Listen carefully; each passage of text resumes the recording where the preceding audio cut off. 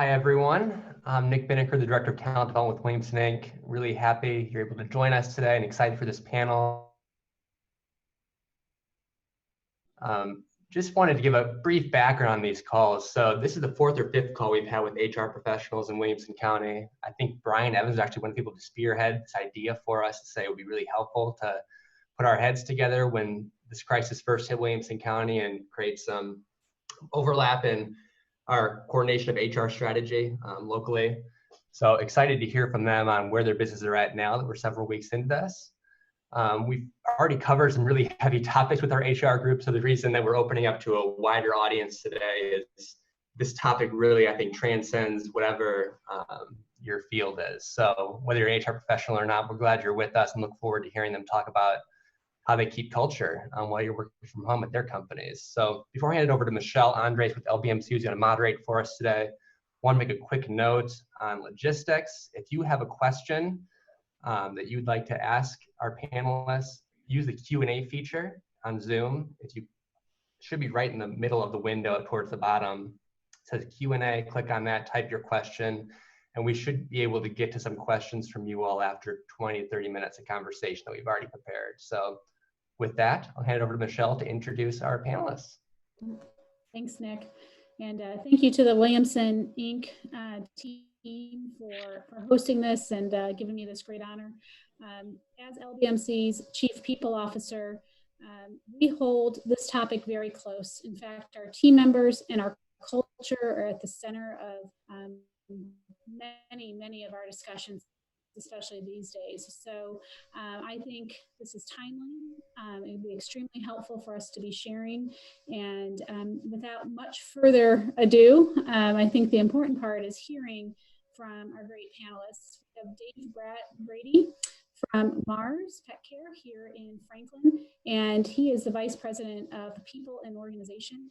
And I know Mars really keeps their culture extremely tight and is really important to them. So Dave, if you wouldn't mind sharing with us what you've been doing since the start of this whole pandemic. Yeah, no, thanks, Michelle. And yeah, it's good to connect with everybody here and get connected with you again, Michelle. Yeah, Mars is many people think of Mars as the confectionery company, but actually our pet nutrition business, of which we're headquartered here in North America, is our largest. And culture is paramount for us. For 50 years, the Mars organization has operated under something called, what we like to call the 5 principles, which is the values set that we define our organization, how we make decisions and things like that. And so that's come in very handy throughout our history, but certainly right now, and particularly 2 of our cultural values of mutuality and responsibility. And mutuality being a shared benefit is a benefit is a shared benefit, both for the company, associates, and for our vendors and partners. And responsibility is about everybody taking responsibility for not just themselves, but their peers and the community and everything we do. So that's come in really handy for us. And I think I know we'll talk about it more here within this hour, but our culture on top of that is one of collaboration, relationship, open office. So that's had some really great, it has helped us a lot in this time. And in other respects, actually, it's been tougher because we are such a relationship-based company, and many things are done by groups of people coming together. It's even how we built our new office that we just opened. So, so that's very much kind of what we're going through right now.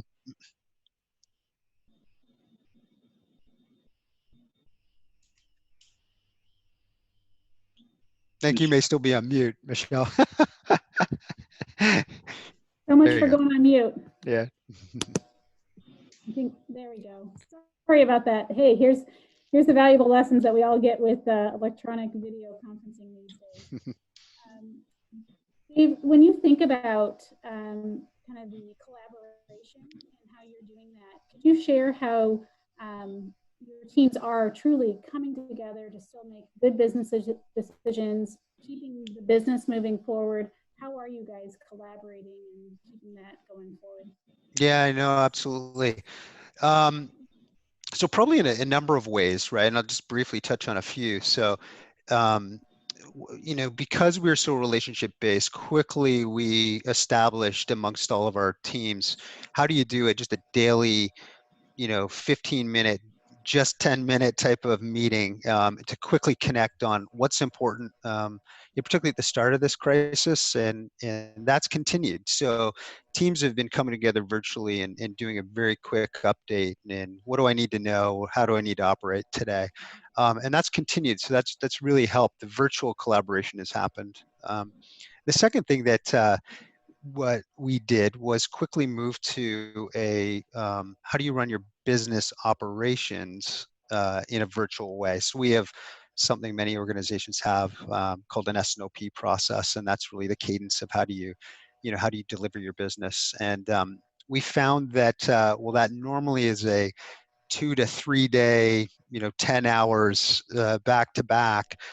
We've been able to cut that down because the things that matter most become very clear at times like this, and use things like constant and frequent breaks, the use of technology, and those things have allowed us to maintain business operations, but actually still, collaborate virtually. It's been quite an interesting journey to get to that space. Sure. Any lessons learned on that journey? Um, Yeah, absolutely. And I'm sure we'll talk more today on lessons learned. But if I could go back, the one thing that we missed, and I think many organizations probably missed this, was having right out of the gate what I would call a strong change management process for families, for associates who have families, associates who don't have families, associates who are caring for elders. Um, it was the first 2 weeks were very much everybody working, from our perspective with the responsibility, but we didn't have a formalized kind of how do you do this program. And looking back, that would have been fantastic to have. And we see, most people have morphed into sort of this is the new normal and have worked those things out with their line managers and, with leaders.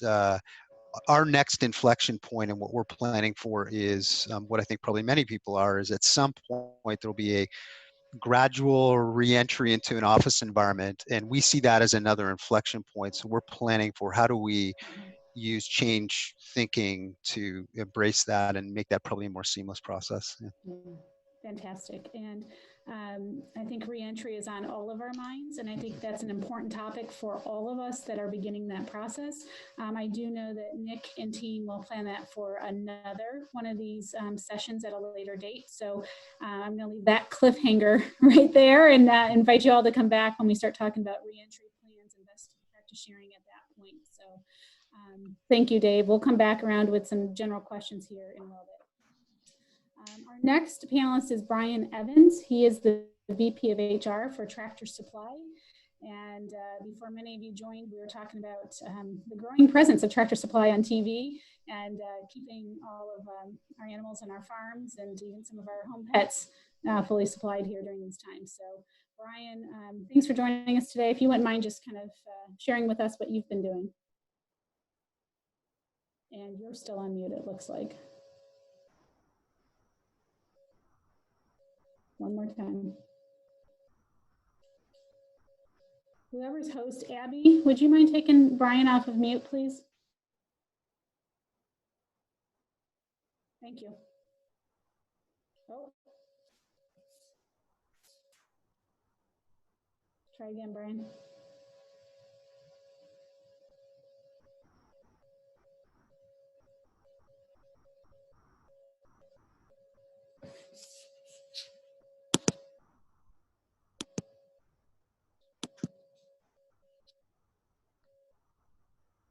All right. Still can't hear you, Brian. Okay, it looks like you can talk. Any luck? Okay. Sorry about that, Brian. I'm not sure what's going on there, but if you want to go to Tony for now, Michelle, we can try to figure that out on Brian's end. Yep, we were just moving along, but I still see that Tony's muted here. Brian, get your slides ready. We can hold them up and get your message out. Tony, how are you doing today? Well, how are you? Good, good. Tony Johnson is our site leader for Schneider Electric. It looks like you might be sitting in the office with that amazing view that you guys. I am. So I've been coming in the office a couple of days a week just to kind of oversee things at a local level with our teams. Some of the, we are also in the process of thinking about the reentry, but I think some of the things that we have been coaching our teams on in this new virtual world that we're living in is really communications with their employees and trusting their employees. And that goes both ways, right? The real common problem with employees is that they imagine that their manager knows what they're doing all the time, and they don't. And they don't know what they're doing good. They don't know what they're having challenges with. And so they need permission to tell those things. They need to be encouraged to tell those things as well. And as managers, we need to encourage those individuals to trust, and with the absence of information, don't imagine something negative. Go and ask questions, but ask them in an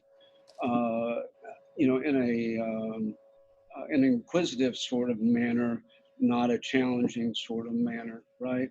So I think those are some of the critical things. We've had a flexible work arrangement for years now and continue to evolve that.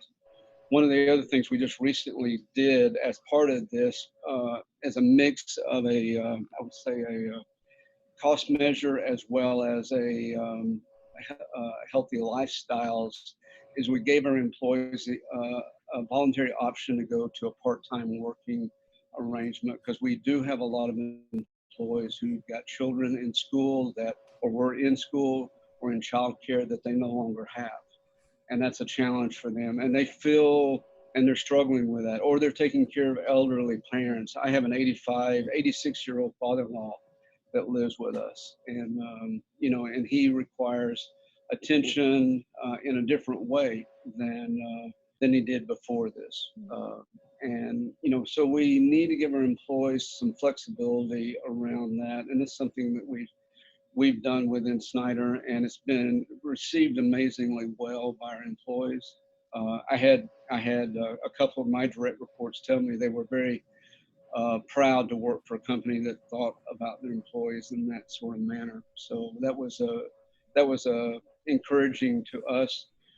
We continue to kind of evolve this flexible work arrangement in this environment, and this particular pandemic has created an opportunity to accelerate that in a way that we've wanted to, but didn't really have a need to from a business standpoint until now. Yeah. So those are some of the things that we're doing. Awesome. Thanks, Tony. I appreciate that. And, you talk a lot about communication and trust and being able to do that with your teams. What would you say has built that communication and the trust to get that positive feedback you've been hearing from your teams? Well, I think one of the number one things is it's a top-down sort of behavior. Our leadership exemplifies this exceptionally well in communicating down what the revised vision is, what the revised priorities are, and things of that nature. And then they live it out, right? We have in North America, we've got about 30,000 employees, and about half of those employees are in manufacturing facilities. And we're deemed an essential workspace or an essential company from providing infrastructure and services to hospitals, healthcare, to data centers, things of that nature. So we've got field service representatives that are going out, and so a lot of the challenges that we have in this is keeping them safe and communicating the expectations around that safety and staying in alignment with the local government guidelines. But it's really a top-down sort of message that and walked out by our leadership. Yeah, we have that at our offices as well. We are ensuring that all of our communications that are coming from the top down include those things that you're talking about, Tony, of be flexible with your team members, especially as they have elderly parents, or here in Williamson County, no school. And how are they going to do it? So the standard workday is not going to be standard. So how are we going to deal with the typical processes when you have groups of people together normally? It's not going to be typical. So making sure leaders were, number one, okay with that, and number two, getting that message all the way throughout the full organization. So I can appreciate the top down and the communication. One of the common messages that's coming across over and over again from everyone, but it's starting at the top down, is that, you know, be caring, be empathetic, be sympathetic, and take care of those around you. Yep, for sure. And hey, Michelle? Go ahead.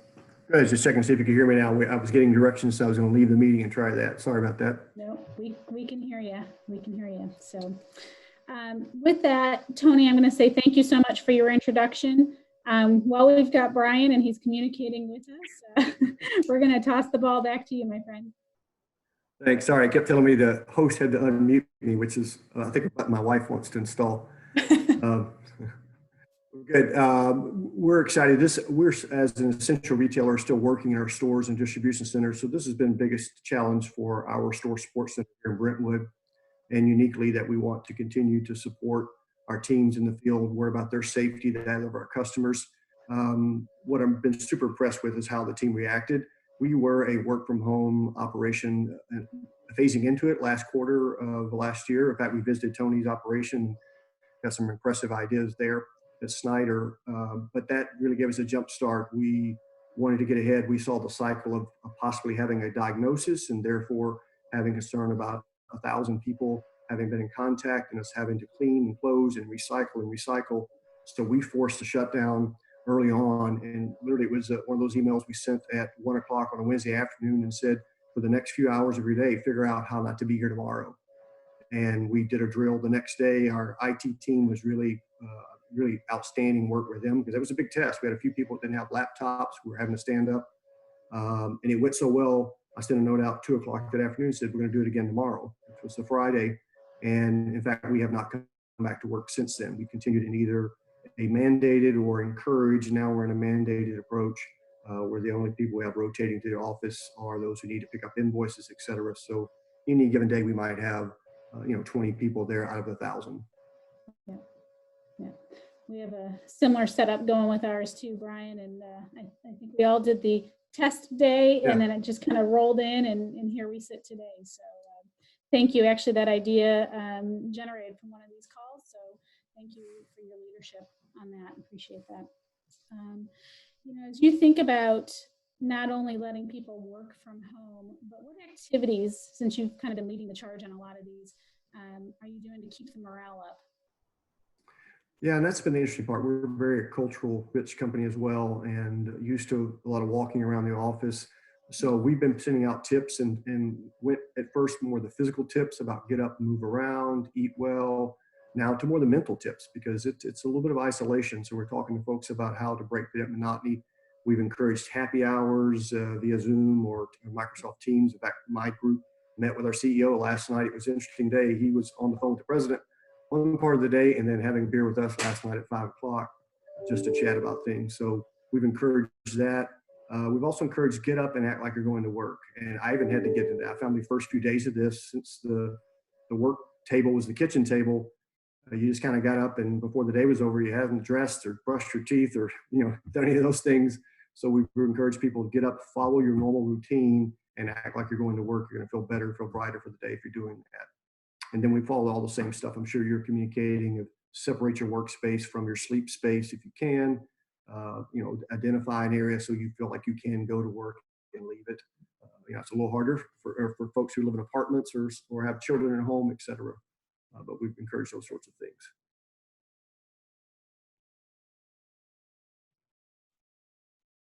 So we may have lost Michelle. She looks frozen. There she is. Hey, I like so much what you were saying and knowing you were connected that I left it in your hands. I did learn from our friends in IT that it's not always your own personal connection, but the bandwidth coming into the neighborhood. So Yeah. a lot of kids must be gaming. But Brian, were you complete in sharing what you were when I lost you? Sorry about that. Yeah, I believe so. It was probably all the same tips you folks are following. And what I really have enjoyed with this is the community sharing, the industry sharing. Calls like this, it's amazing people that we would normally consider competitors, at least for talent, reaching out, sharing documents, things we normally wouldn't do. Say, here's a policy we just wrote today. Take our name off of it and use it. And we've been a lot of industry sharing, and that's been extremely helpful to learn from each other as we go through this. Sure, sure. One of the policies that I know people are interested in sharing, and we've kind of talked about, many of us had work from home policies prior to this. And, have you seen or maybe changed some of your work from home policies, beliefs, practices that you would probably change going forward? If that's still with me, yeah, it's amazing the little things that bothered us before that probably won't once this is over. I mean, and this is obviously we're triage. It's, do you need your monitor? Grab your monitor, take it home. I had one of my team went and got their chair from the office because they had back issues. So we've been a little more liberal in those sorts of things. Then obviously our normal work from home program was not supposed to be a substitute for childcare, but obviously that went out the window. And funny, prepping for this call, I was looking at the potential questions and made me realize I really wanted to reach out to my own team and say, it's okay to feel comfortable with that. There's one of my team, I get to see her son every morning now almost. So it's kind of interesting getting the families getting brought into work and letting parents know that's okay. That's acceptable. It's going to, now what will happen when this is over? Obviously that may not be something we want to continue, but at this time it's definitely allowed. Yeah. Thanks, Brian. Yeah, I've led by example, and some of the encouraging that we're doing is I do mark my lunch hour, every day, where normally I'd be eating it at my desk, but I'm stopping to feed my kiddos and make sure that they're getting a little off of the videos and getting some human interaction. So putting that on your calendar and making sure that you're having that. So it kind of goes into Tony's healthy lifestyle that he talked about before, of being able to be with your kids and do that. Tony, do you have anything with regards to your work from home benefit that you offered before that you might be either saying we're definitely keeping that or we're going to be changing that up going forward? I think the reality is we're probably going to expand it further. Some of the things that we're thinking about, and I think I've shared this with Brian when he was here and others. We're an OEM, we're an original equipment manufacturer. And for us, our top three expenses are people, raw material, and real estate. We've got an enormous amount of real estate holdings, and we've been working over the last 10 years of reducing that footprint. And in our exchanges with our employees and what's important to them in a healthy lifestyle and employee engagement and and attracting top talent is that flexible work arrangement that we provide. And so it's become like the number one thing over the last few years. So I think we're going to see that expand, and it's going to help us continue to attract the talent that we're looking for, but it's also going to allow us to liquidate some of those real estate assets that we really don't need. Right. Yeah, definitely a look at how much space do we really need? And if people are coming in, is it more hoteling space versus permanent space? If they do have the capability that we all know we have. So Dave, I see your head. Go ahead, Tony. No, I was going to say, it's one of the things I was going to expand on just a little bit here, that when Brian came, we showed him this. We have about 1,100 employees that are assigned to this location, and we only have 600 seats. We have been working in basically a free address sort of format now for about 3 years, which has also enabled that. So we see less than 60% of the workforce in any given day already. Now we're like Brian, we see about 20 a day now. Fantastic. Dave, I saw you kind of shaking your head along with the work from home policy and maybe some changes or adaptations. Yeah, it sounds extremely similar actually to both Brian and Tony. I mean, Culturally for us, 10, 20 years ago, Mars is a private company. It's owned by the Mars family, right? That's why the name is Mars. And it's been acted quite privately, but over the last 10 years or so, it's become far more public. And in terms of how we talk, and 10 years ago, this would have been unheard of, working from home. And over the last probably 3, 4, 5 years, we implemented a work from home program, more flexibility, and it's been tremendous. And I think as I listen to both Tony and Brian speak, very similar, right? This will probably uh, make it more acceptable. We'll have more flexibility. Some of those things that were questioned in the past are, being broken down, and I think that's good for everybody. I mean, it's good for associates, it's good for the business. And similarly, we built this building right down the street from Tony, and it is set up in a way that has both permanent desks, but lots of hoteling, and we'll continue to probably have the best of both worlds in the way we manage it on a go forward basis. The only change actually we made to our work from home program was that we had to do some minor things like work from home. We typically wouldn't have said, oh, here's a dollar amount you can expense for internet usage if you haven't otherwise thought of that, right? So we ran into some of those things which are very easy to fix, but relatively minor. So I think going forward it's just going to be an expansion for us. Great, great. So I know there's some interest from the folks on the phone, but please start submitting some of your questions there. But as they're typing in their questions, guys, if you could think about your experience in the last 30 days, I'm sure there is something, not like one cultural activity that you did that was super successful.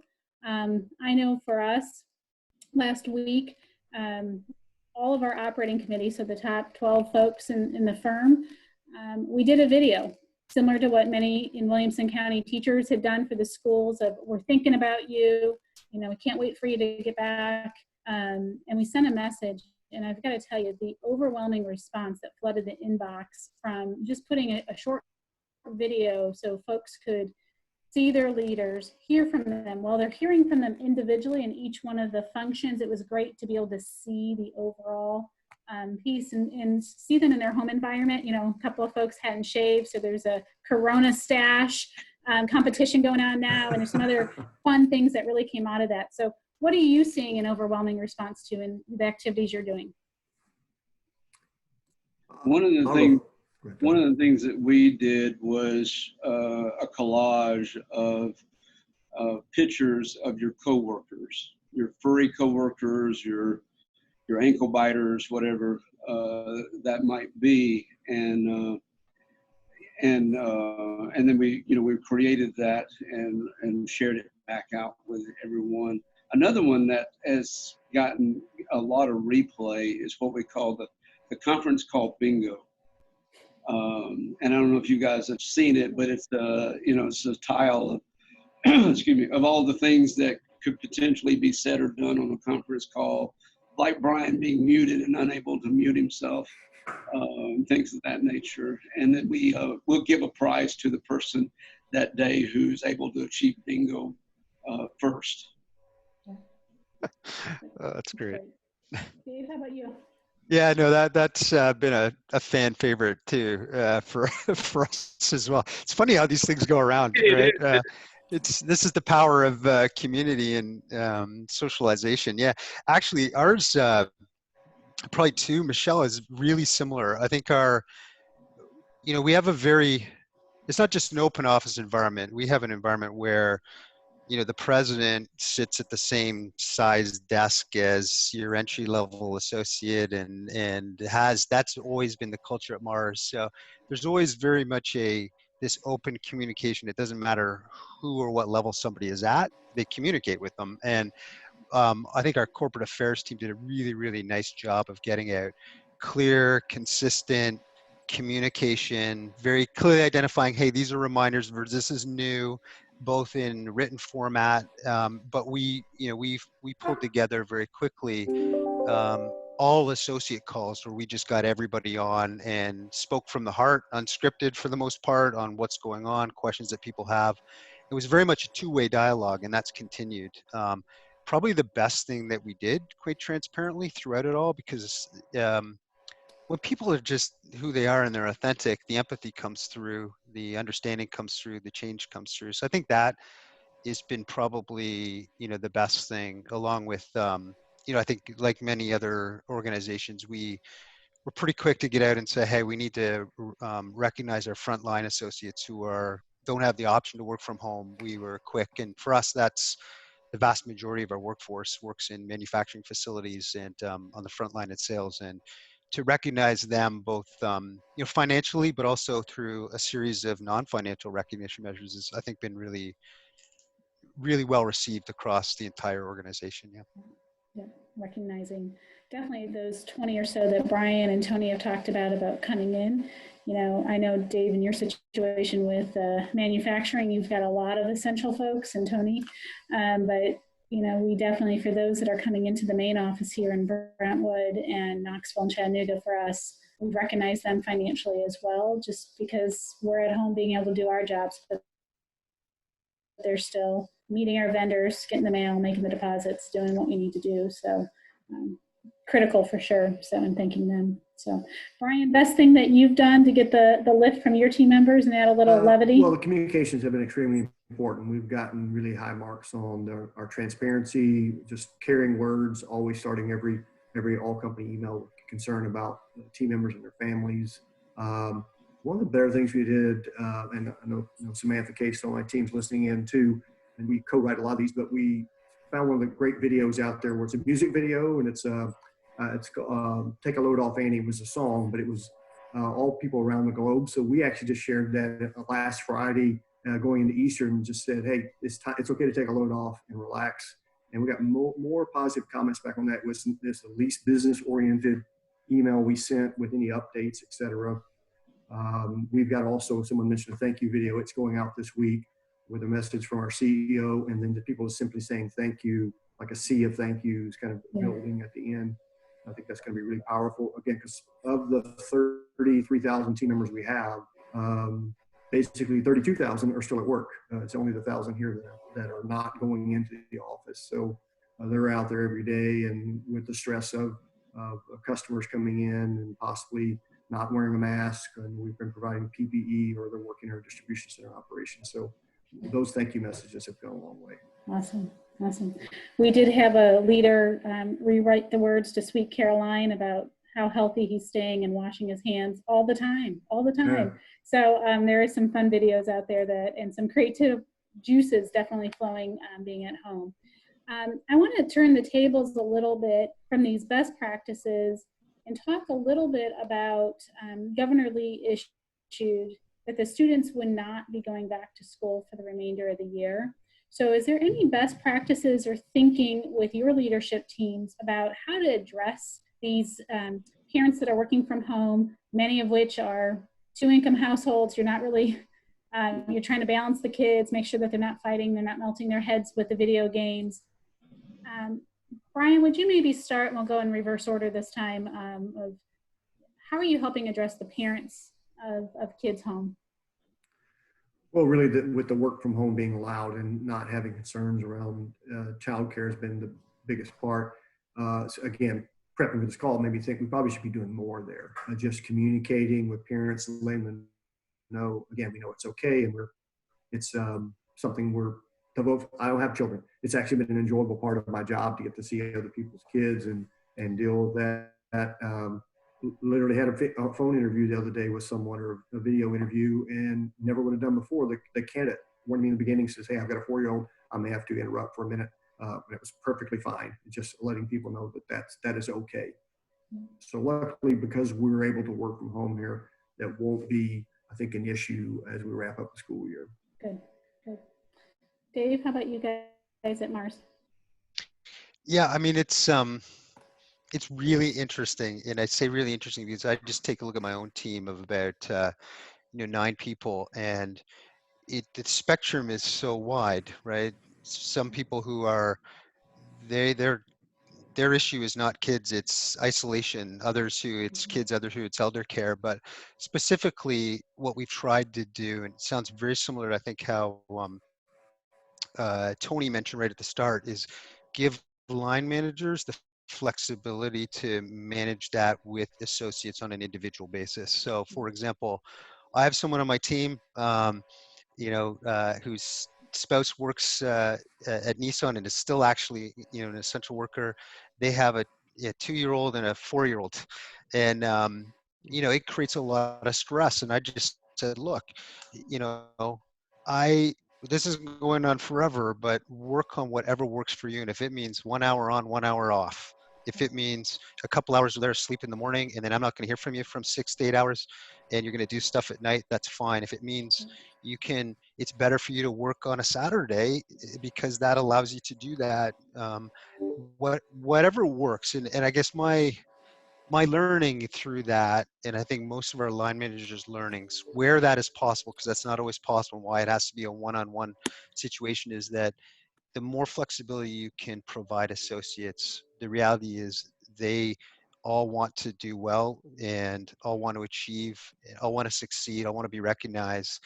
And quite frankly, I actually think it's not just an engagement thing, it's actually building loyalty with folks when this is all over. So that's been the approach. It can't always work everywhere, but if you look at it on a one-on-one basis and use some guiding principles, I think that's what's worked for us, and that's going to continue now that we know that school's not going to be in, and summer programs are being canceled left, right, and center. It's that's really the best way, I think, to manage it as an organization.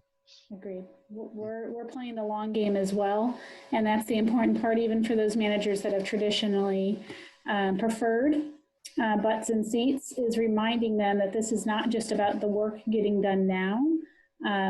It's about the end result and about the team member and the loyalty that you so eloquently said, Dave, of how we treat our team members. This is a true signal of what our culture is about, and so let's make sure we're living what we say we are. So great points. Tony, anything incremental on or any changes you're thinking about? Not really. It sounds like a very similar experience as David and the guys and the people in Mars. I think one of the things that we keep reminding our line managers of is that, you're going to hear the dog in the background. You're going to hear the kids. The kid's going to run through. Somebody's going to have to stop and change a diaper. It's okay. It's absolutely okay. And if you need to reschedule. But, and we've been very flexible about the work hours. It's really not about the hours. It's about getting the work done, not getting a specific amount of hours in. And I think that's the important message we're trying to get across to our teams is, find the balance. Your employees want to do the right thing, and don't imagine anything other than that. In fact, they probably are working harder now to try to convince you that they're doing the right thing than they were before, because they recognize they're not being observed, and they're worried about, what does my manager think about me and my productivity? Are they aware that I'm doing this, that, and another, and achieving my deliverables, right? So I think it's really back to encouraging them and giving them the flexibility to work around their new work environment, right? Yeah, absolutely. Can I build on that? Yeah, not just to build on that, because I think it's bang on. We used to talk about balancing work and family, right? And then I think it's shifted into what's the integration of work and family, and that was started by a lot of non-traditional companies, right? As in tech, and you think of where that emanated from, and that's now boiling over across most industries. We've been looking at what's data usage been, and over the last 4 weeks, if we just look at data usage on network, it's consistent across, consistent, actually it's increased on most days. Saturday is no different than Friday, which worries me as a leader of people. Sunday is about half. So it tells you a couple things. One, people are online all the time, which has both positives and negatives.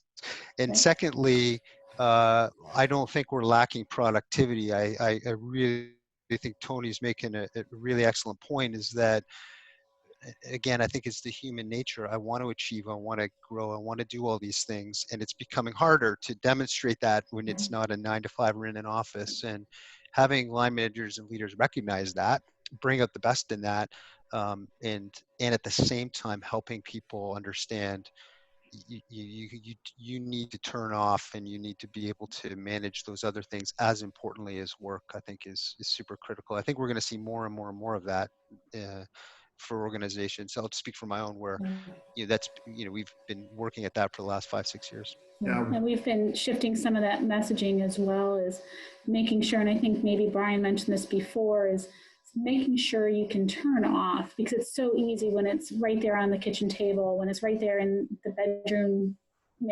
makeshift table that you have, is making sure you can turn it off and that you're not on all the time, because we're going to get to a point of burnout. Whereas I think people can run at this for a while, but knowing we're going to be at this for a bit longer, how do you make sure there's that right balance of thank you for being productive and make sure that you're getting the right kind of space and being healthy about it as well? So yeah, we've spent more focus on worrying about people overworking. Balance is one of our values, and it's really more the concern of the folks that don't know when or how to turn off, or too prideful to turn off. And I will say something, Tony made a good point too, that one of our leaders said was he reached out to his team, those who he thought might not be as busy just because of the nature of the work, and said, it's okay to tell me that. It's okay to ask for more work. It's okay to say, how can I help out, that I've got a little bandwidth. And we've been trying to really work hard to find folks who aren't as busy, that are maybe feeling insecure, to say, hey, here's a project you can go run with and work on.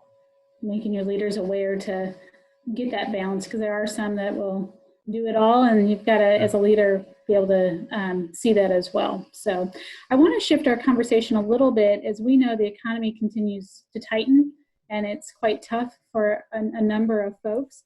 I've heard from each one of you that your leaders are doing an amazing job. Is there, with the tightening economy, do you see pulling back on any of your cultural efforts, doubling down on some of your efforts? Where do you see being cognizant of the economy? What do you see kind of going forward as cultural activities while we work from home? Tony, you want to start us off? I will. I feel like we've got some pretty visionary leaders in our organization, and around the 1st of April, they came out with the voluntary part-time program, and they gave employees the option to go to a 20, 24, 32-hour week, or stay where they're at. And prior to that, we actually did a voluntary separation program. We're a company, that is got a lot of baby boomers that are still around, right? And they have a lot of context, and we see that as a cliff that we're about to run off of, with talent that is going to be hard to replace. And we would rather that not be a cliff, to be more of a hill. And so we started offering a voluntary separation program at the beginning of the year, and we, in the people who qualified for that, we saw a hit rate of about 10%, which was about what we expected. And by the way, I fall into that category. So it was interesting to see it and process it as a recipient of it as well, and going, okay, what do I want to do, and who is this going to resonate with, and who's it not, right? And it was rolled out in such a very nice way too. It wasn't like we need to shed some cost. It was, we need to give opportunities for the new talent to take on more responsibility and gain experience. And we're going to have some of you stay, even though you want to separate. We're going to have some of you stay part-time, so you can release your responsibility, but share your context, share your experiences, train up these people, right? So that was something we actually did before the pandemic. And then, like I said, we've We're doing the voluntary part-time program, which is helping. We are, we are sensitive that, the order rates are softening. The business is going to slow.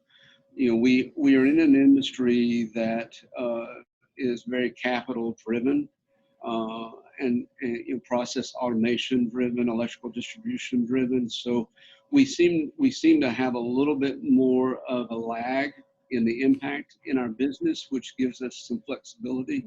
But it also forces us to strategically look ahead of these events and start planning for how we're going to shrink or expand the workforce dynamically. So we always keep a certain percentage of our workforce as contract workers as well, so that we have the flexibility to convert them into full-time employees after a year, or shed them in a serious situation like this, right?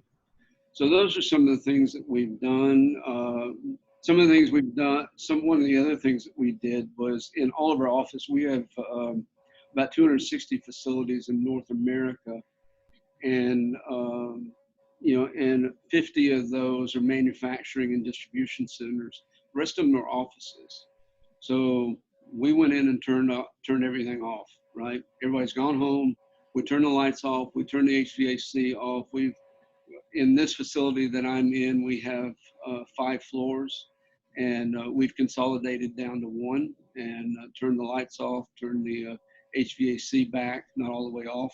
It's not good for the equipment to do that, and things of that nature. And then we are speeding up some of our activities that we were looking at, holdings that we were wanting to free ourselves of.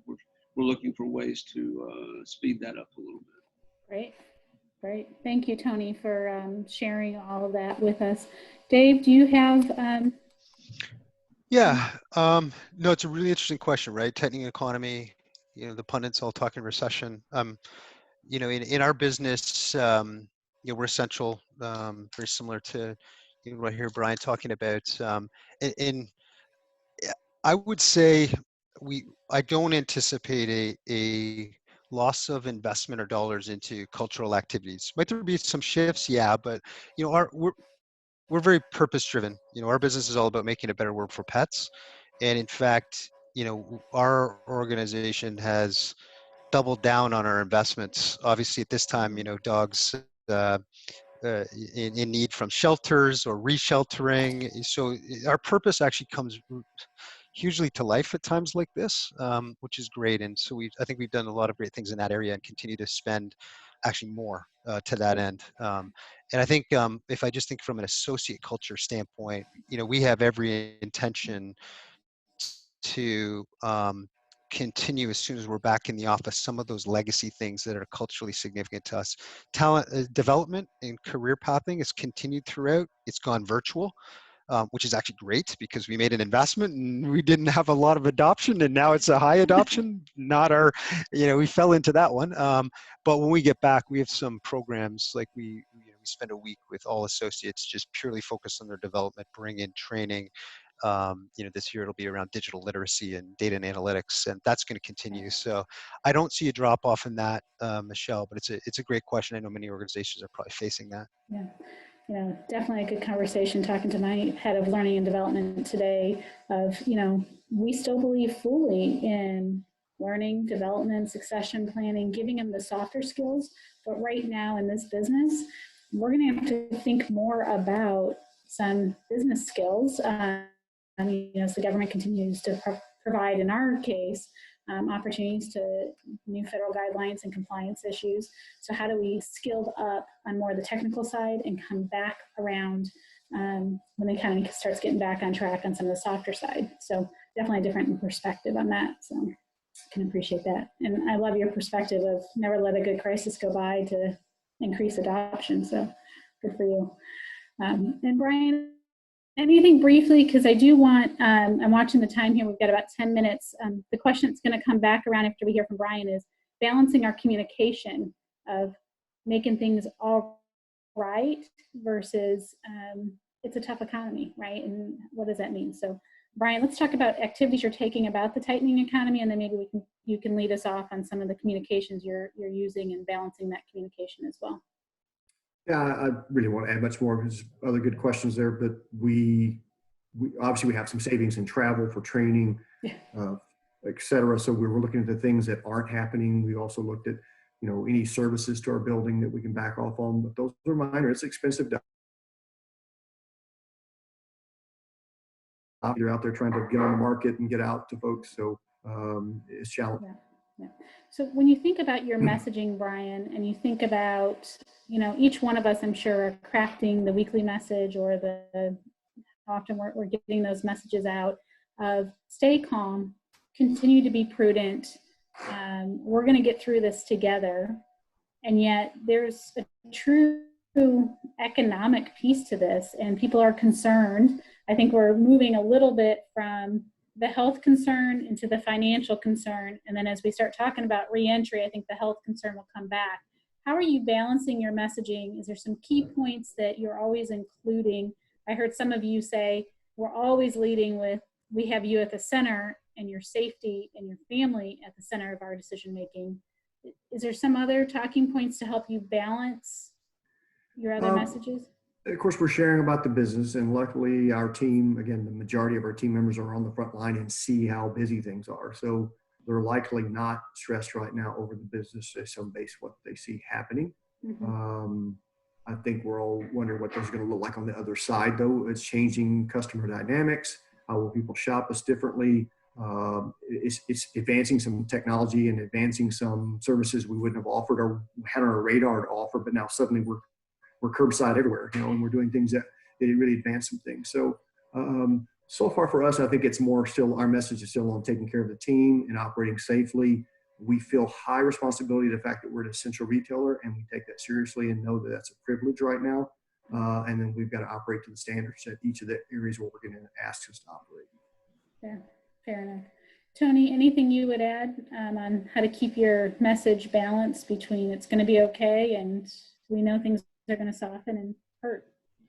Well, I think one of the stories I wanted to share earlier is, and I think it's along this lines, is creating pride with the employees and what we're doing. So we're constantly telling the hero stories in the business, the people who have gone out of their way to get to a hospital to make sure that it's got a service issue that with electrical distribution, and they've gotten there and they've got it resolved and they've kept the place functional.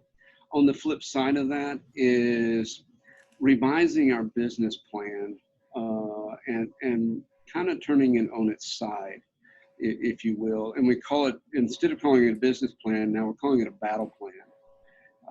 So it's our battle plan, and it starts with safeguarding the health and safety of our employees first, our service industry and our customers, and then it goes into business continuity, and then it goes into protecting the P&L. So all of those things are important, but we start with the safeguarding of the health and safety of the employees and our customers. Absolutely, absolutely. Thank you, Tony. Hey, Dave, how about you?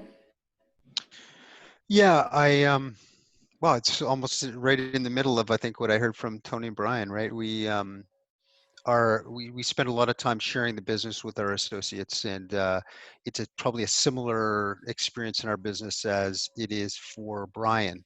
We're a manufacturer of food, and as a result, we've seen the spikes that manufacturers seen and retailers have seen, and had to deal with that.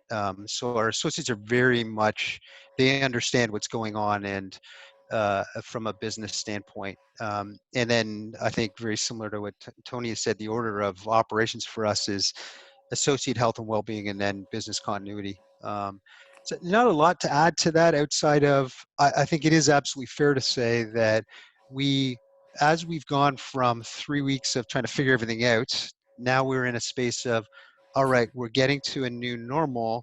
how do we ensure that those things we were planning are now planned for? And then more importantly, our business plans, we have to start to take into consideration, yeah, there's scenarios that say a recession might come.